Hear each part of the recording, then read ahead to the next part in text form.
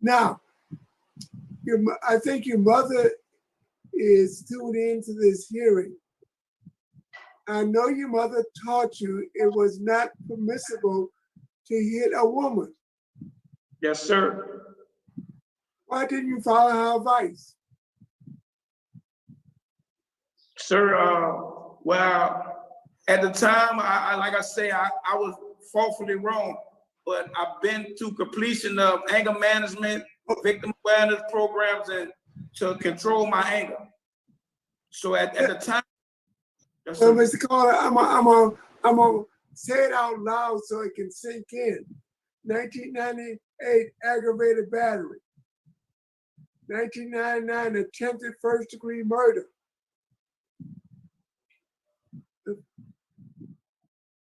Possession of a firearm, 202. Aggravated battery, 204. Armed robbery with a firearm, 205. Simple battery, 205. It goes on and on and on. We are about to watch a parole hearing that I think will surprise you. This man is just 4 years into a 25-year sentence, up for parole, and it's not looking good. Anyways, let's jump in and I'll unpack it at the end. Mr. Carter, if you would, state your name and DOC number.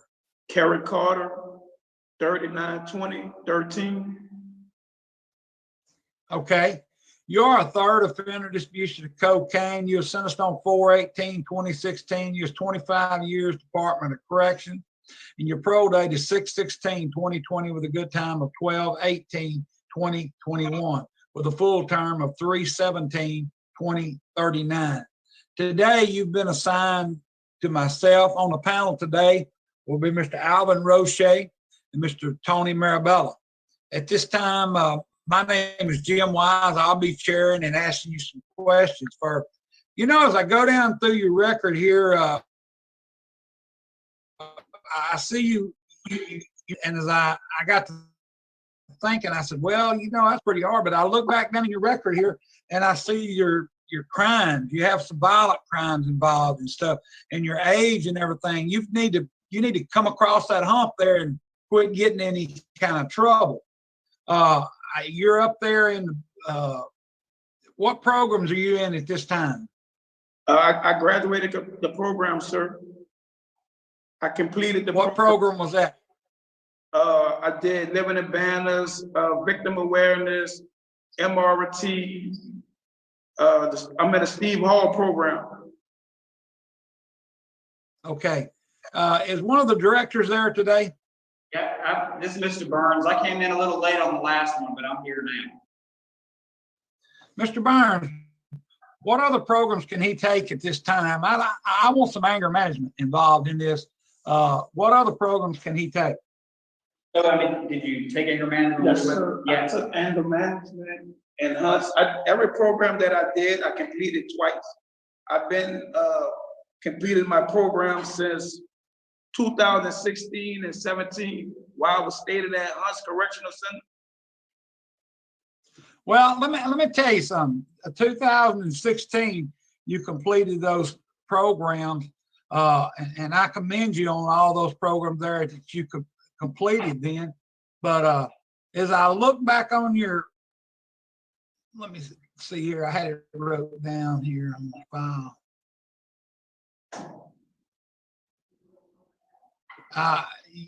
Your credits for release is 840 days. I commend you on those credits. I'm gonna tell you that's a lot of days of credits, and I commend you on those credits that you had there. But as I go down through your criminal record here, I want to ask you, because on the federal felony carnal knowledge of a juvenile, was those charges, they was refused, right, by the DA's office? Yes, sir. Okay, what about the obscenity charges? It was dropped down to a lesser charge, and I was placed on 90 days inactive probation. Okay. Miss Teresa, will you look and see if he's eligible for any kind of work release? Yes, sir. I'll look into it. Okay. 2012. I may say 2018. When was your last disciplinary write-up? One was 3.5 years ago, and the other one was 2.5 years ago. I want to ask you something. Why can you, while you're incarcerated, follow the rules and do good, and when you're on the outside, some of the problems, you know, your mother and your family and care about you and everything, or they wouldn't be on here today, and they don't want to see you where you're in prison. And why can't you just follow the rules, get a job, and quit doing some of the things you're doing? Yes, sir, I take full responsibility for my action. And I also, through the times, I have learned to mature and better myself and conduct myself as a godly and a family man. And I know I put a lot of things before my family, but due to these programs, and I thank God that it's programs like this, because I also learned from my mistakes. Okay. Mr. All White, right, I don't have any other. Yes, ma'am. he is eligible for work release. Okay. All right. Okay. Thank you very much. At this time, Mr. Alvin Roche will be asking you some questions. Mr. Carter, good morning. Good morning, sir. How you doing? I'm doing okay. And yourself? Thank you. I'm fine. Thank you for asking. Mr. Carter, I'm Yes, looking at your rap sheet right now. You're 42 years old. And there is so much violence and drugs in your history. Can you give me a reason why you have so many domestic abuse, so many aggravated batteries, so many aggravated assaults on your record? So, you know, at the time I was growing up and I was dealing with a baby mama that was like, she had a rule. If I didn't be with her, she was like either here or incarcerated. So she kept constantly sending me back and forth to jail, but I take full responsibility of my action because I am to blame, sir. Now, I think your mother is tuned into this hearing. I know your mother taught you it was not permissible to hit a woman. Yes, sir. Why didn't you follow her advice? Sir, well, at the time, like I say, I was faultfully wrong, but I've been to completion of anger management, victim awareness programs, and to control my anger. So at the time, yes, So, sir. Mr. Carter, I'm gonna say it out loud so it can sink in. 1998 aggravated battery. 1999 attempted first-degree murder.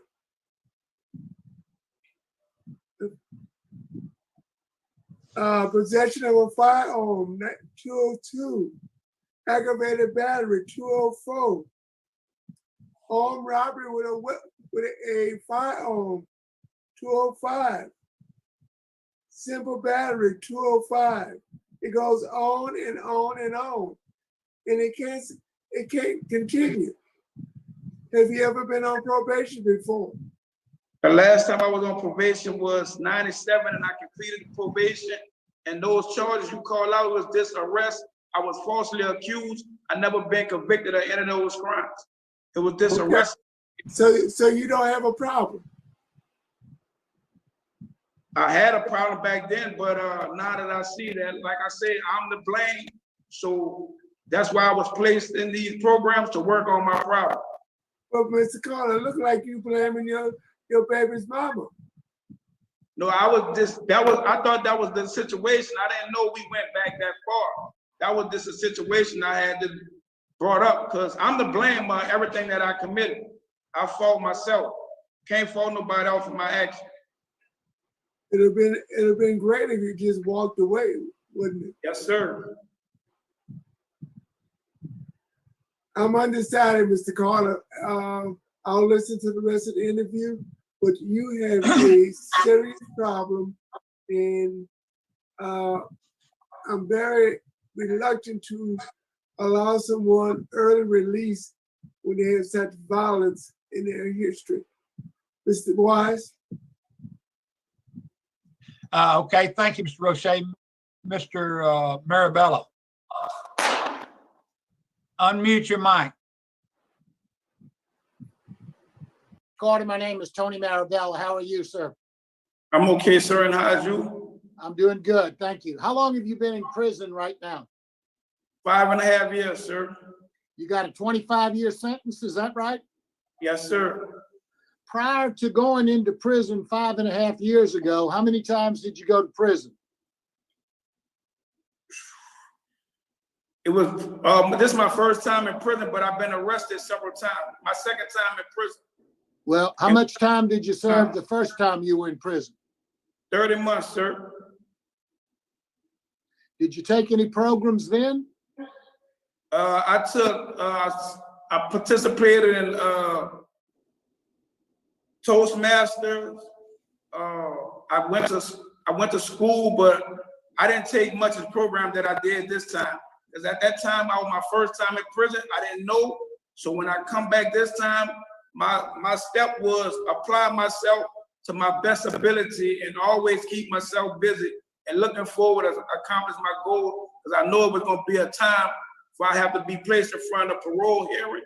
So I just prepared myself, and I continue to prepare myself. I never just stop. I always stayed busy. Did you finish the Steve Hall program? Yes, sir. How long a program was that? I did the 6-month program. I graduated May 8th. Tell me what you got out of it. What's the most important thing you learned from that program?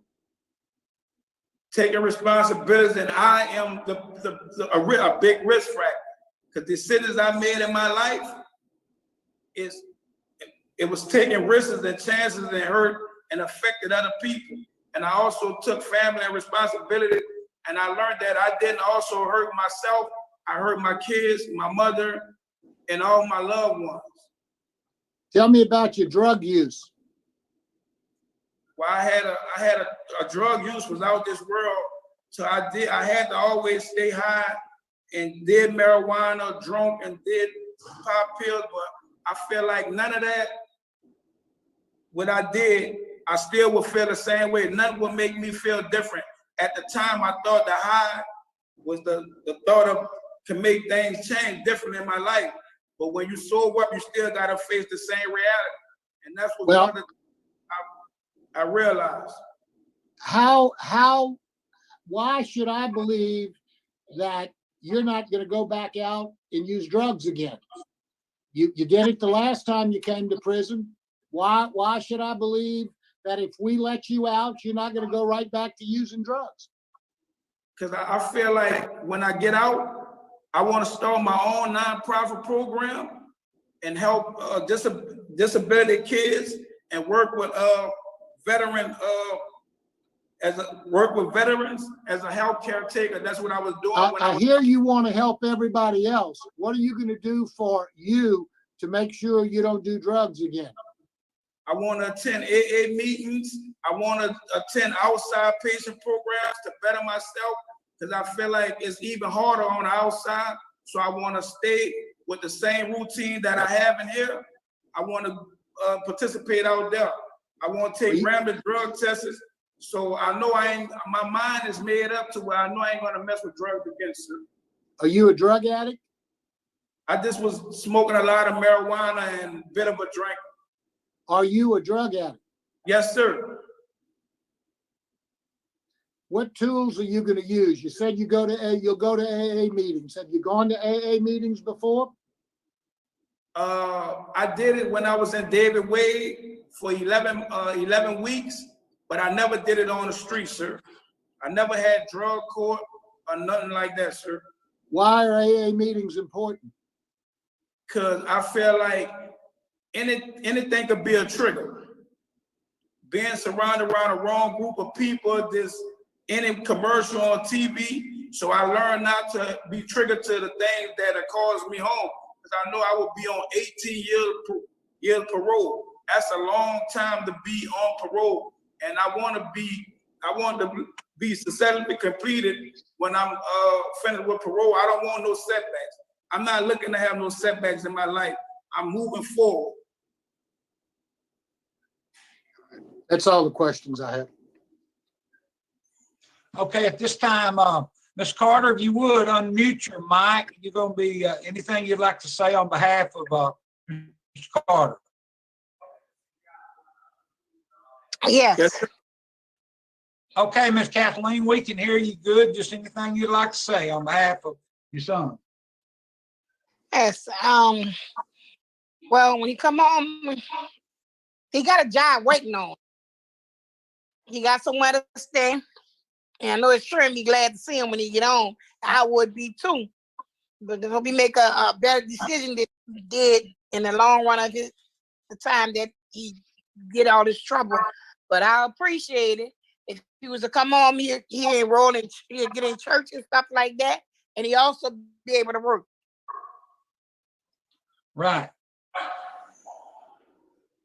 Well, Ms. Carter, I want to thank you very much. And at this time, Ms. Carter, anything you'd like to say before we vote? Yes, sir. First of all, I'd like to apologize to the board and myself and my family for my allowing this moment. I worked very hard just to get here. And I know it took a lot because at one time I wasn't eligible for parole at all. But I know one day I will be eligible to go in front of the board. So I just embrace and prepare myself for this moment. So based on the board decision, I'm still ain't gonna never give up. I'm gonna keep on trying and keep on trying to do better for myself. I'm gonna do better for myself. And I hope the board just, can grant me on consideration that I never gave up and I stood in and I always applied myself the whole time I've been incarcerated. I never went without any breaks. I applied myself, I worked, I did everything I could possibly do to get out from doing these 25 years. And I'm going to keep on trying and keep on. Okay. Okay, so thank you very much. I looked up, did you complete your GED? I was in special ed. I was attending SSD, Special Student Division, and I was in lower level E. So I'm not qualified to receive a GED, but I also just kept applying myself and hoping one day I could receive it. Okay, thank you very much.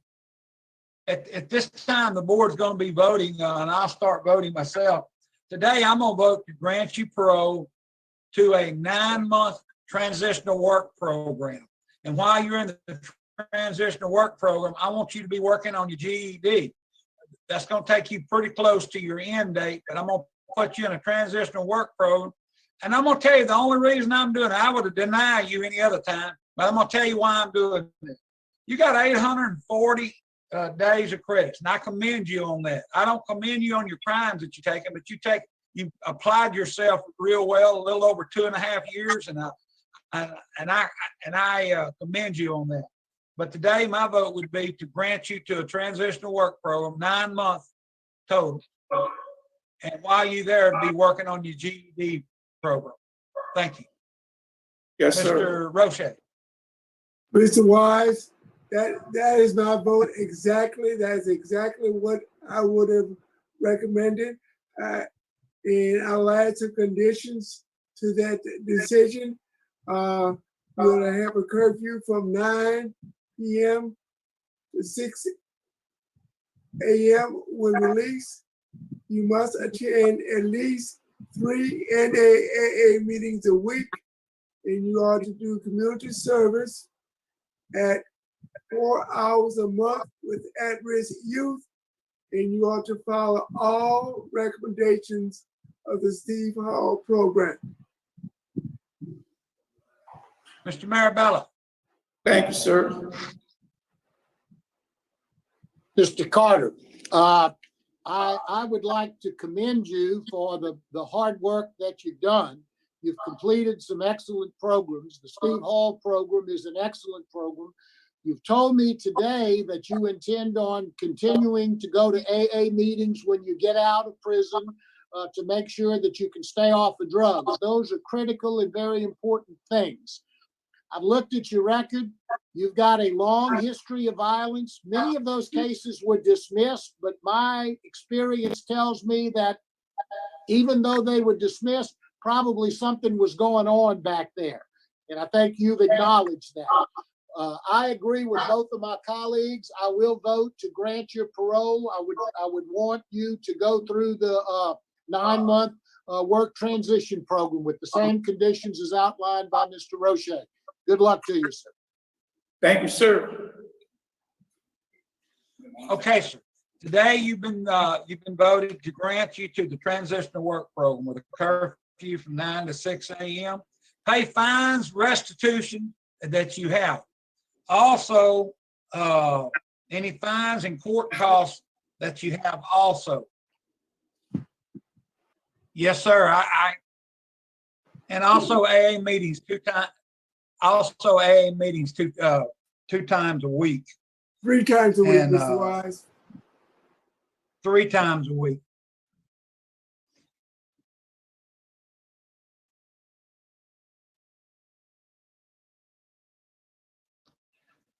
And that is my vote.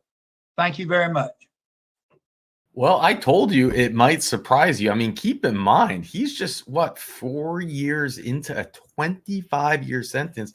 He got paroled, and I think you got to give him credit for it because of how hard he worked. So, I mean, it is very, what's interesting, he put in all the work to get all those hours. We don't see that, but oftentimes they won't give you all those programs when you have 25-year sentence, but maybe because of the breakdown of it with the parole eligibility they did. But to his credit, he worked his butt off and he got rewarded, and he got through a tough parole board. Mr. Roche and Mr. Jim Wise, God, I'm happy he's gone. And he was the longest serving board member of Louisiana, I think 16 years, if you can imagine that. It's just, to me, insufferable. But this wasn't the surprise that I was even referring to. The surprise I'm referring to is, guess who's back? We're going to fast forward to the present day of his parole revocation hearing, October 15th, 2024. Thank you, Sir Richard, for connecting the dots, because when the parole revocation hearing comes up in the schedule, Sir Richard already has in the spreadsheet, hey, man, dude, he had a parole hearing in 2020. And what brings even more, I think, intensity to this parole revocation hearing is the new legislation that was passed and signed into effect by the new governor in Louisiana. And that means that if this man is revoked, he can't just apply for parole in 2 years and get paroled. He actually has to serve 85% of his 25-year sentence. So his full term date is 2039. 85% would make it 21.25 years. And that means I think that he's going to be looking at another 11 years in prison. I think it's 2035. So he's looking at 11 years on this parole revocation. And Sir Richard said that when you get revoked, you lose all good time, all credits, and you have to simply serve the original EOS. So there is a lot riding on this. And so you are not eligible for appointed counsel today, according to your question that you answered. And you do not have a paid attorney? No, ma'am. Okay. So you've been accused of failing to live at the address that you provided as your primary residence. But the Mesquite Police Department arrest report shows that you were living in Mesquite, Texas. As a result, you absconded supervision. How do you plead on that? Not guilty. Okay. Number 4, you failed to not engage in criminal activity. The Mesquite Police Department arrested you on June 21st, 2024 for drug paraphernalia, and then again on 6/28 for domestic assault. How do you plead? Not guilty. I had pleaded guilty to the marijuana charge, but I never was arrested for domestic dispute. Cause the day they said I was arrested for domestic dispute, I was in Green Oaks Hospital. I gave my parole officer paperwork on that matter. Okay, so I'm going to take the lead on asking a few questions here. So where were you arrested for marijuana? I was arrested on June 21st, and I pleaded. The question was where? I was in Mesquite, Texas. You were in Texas. My parole officer know I had permission to be out there. He knew I was out there. He had the address. He had my job address. So I had permission to be out there, and I was in compliance with him the whole time. I was Zoom calling with him and everything.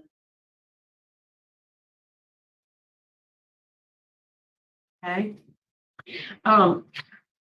Joining us via Zoom is Chantal Jackson, a family friend who would like to speak on your behalf.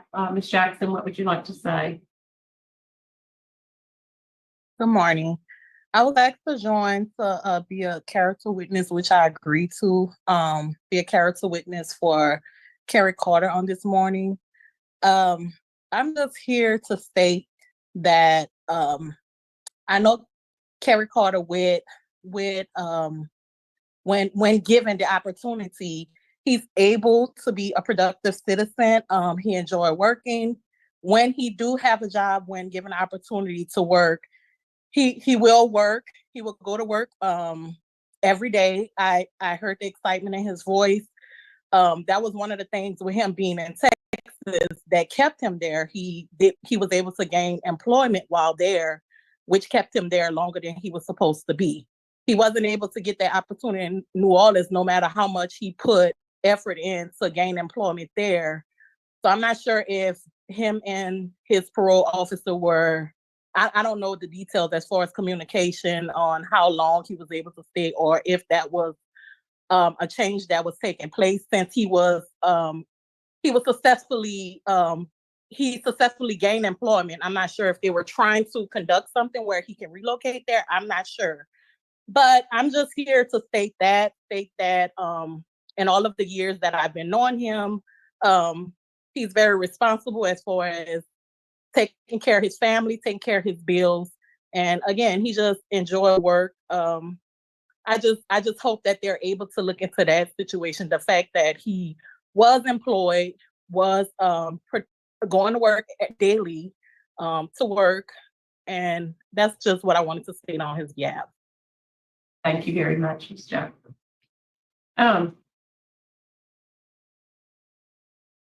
Mr. Carter, you have more than one outstanding warrant in Texas. Is that correct?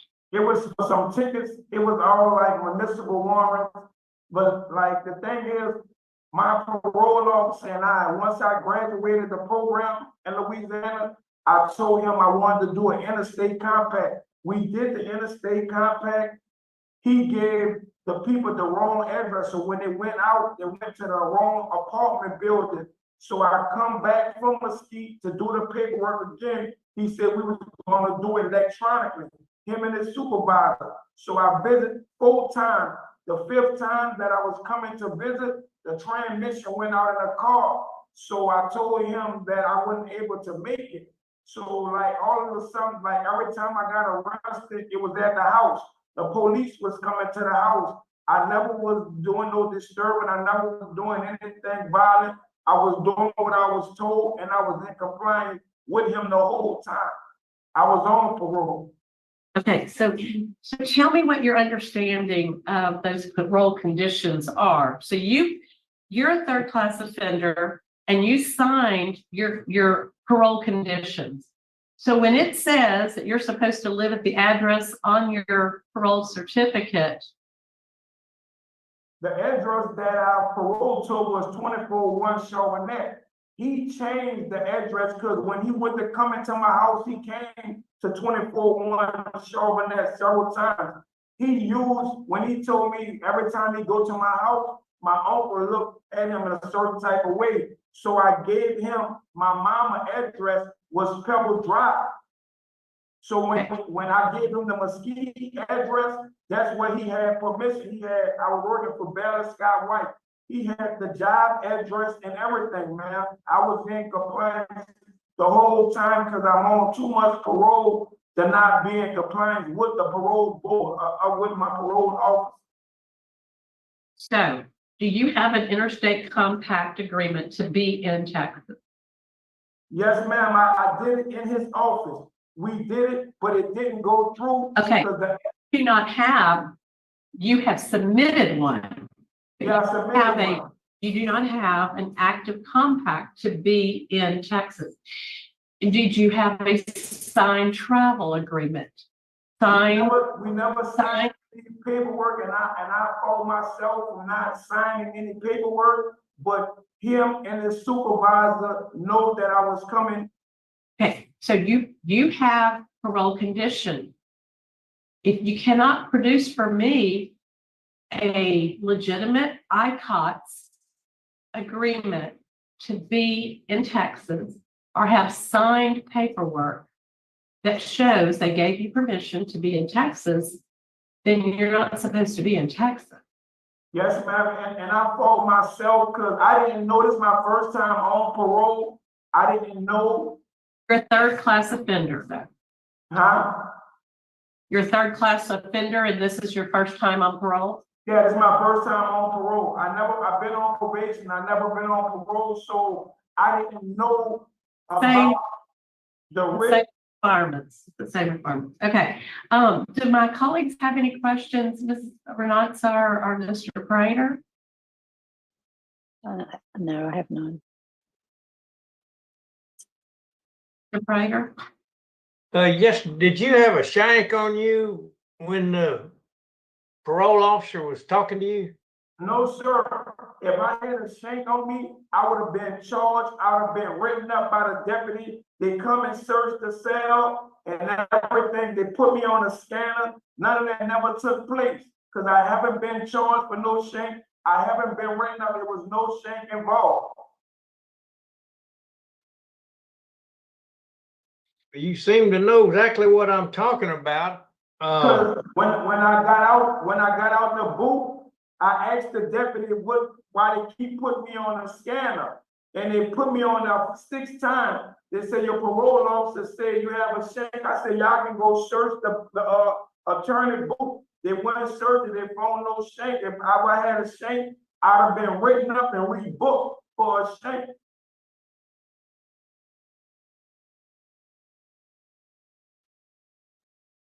Okay. So, Mr. Carter, you have a drug problem, don't you? Yes, ma'am. I smoke a lot of marijuana. Okay. Have you ever had any kind of substance abuse for your drug problem? I did Blue Waters. I did Steve Hall program. I had graduated from that, made parole, but I never had any outpatient for my drug addiction. I never been drug tested or anything since I've been on parole. Well, the police found it, so. I don't think I have any further questions. Mr. Carter, it boils down to you have to comply with the conditions. Sit back, please. I can't see you. Yes, ma'am. It boils down to you have to comply with those conditions. Illegal behavior or unauthorized behavior is a violation. Okay. Yes, ma'am. You were in Texas. You do not have an interstate compact that is active, signed by both states and accepted. That's absconding. Okay.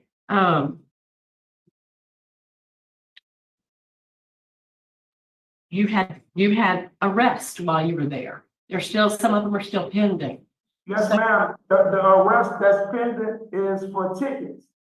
Is never no felony charges.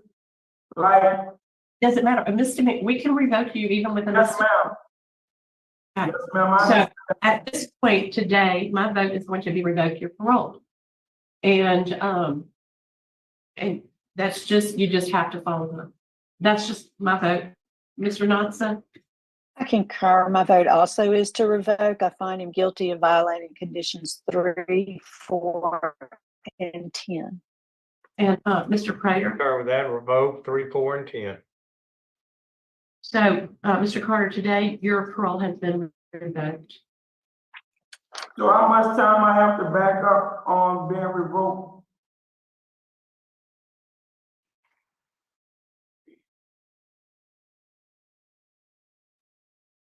Well, to answer the question, like we said, I don't think he's going to be able to get parole until about 2035. And it seems that he might not have been aware of this. He should have gotten an attorney. I feel like this case, had he had an attorney, he could have had a shot. He did abscond, but it's how you present it, right? It's if the attorneys have a way of talking about things, right? Maybe it could have influenced him because, well, look, since he's been out, he hasn't had any felonies, and it seems that the warrant for him is not because of any type of criminal activity. I think what he was saying is that he had unpaid tickets. So again, he could have been represented better, and this brings up, I think, a fair conversation.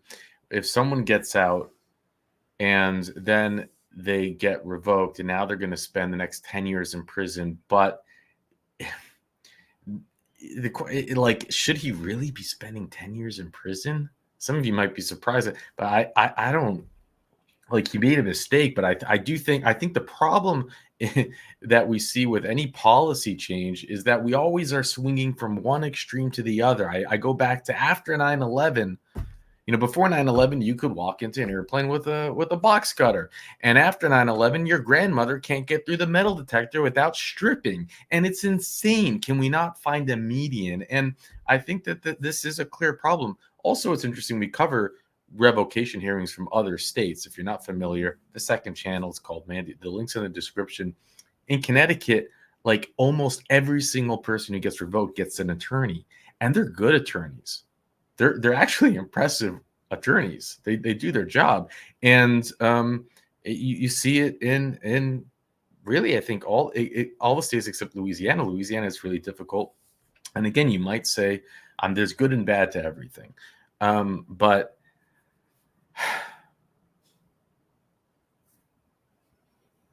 I don't think serving backing up all this time is something that really benefits anyone. I think, of course, you needed to get,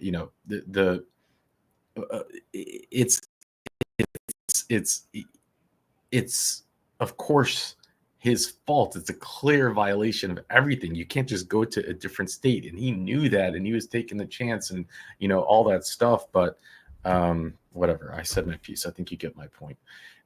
But this is the new law. This new governor, it's really reversing everything that was done by the prior administration. Louisiana Parole Project lobbied legislation to get early parole, Act 122, and that's how you saw all these people with life sentences getting out early. And this is now the exact opposite. And I do wonder if the Parole Project is going to go out of business because of this. I mean, they're not going to get any more clients.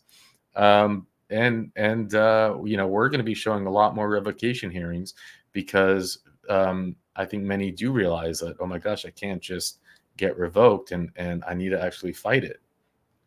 But there was a lot that was passed into law in this packet of legislation, and it includes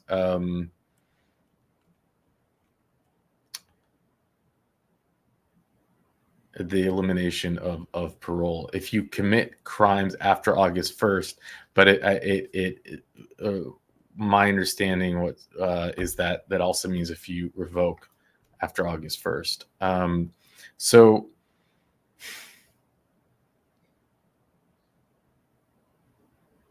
what do you think? I'd love to hear your thoughts in the comment section there. But man, it's You know, he was given a real blessing. You just got to think about it. He was paroled. That parole board paroled him. Now he worked for it. He put in the work. He impressed the parole board. They gave him a chance, and now he could be sitting in prison, I think, until about 2035.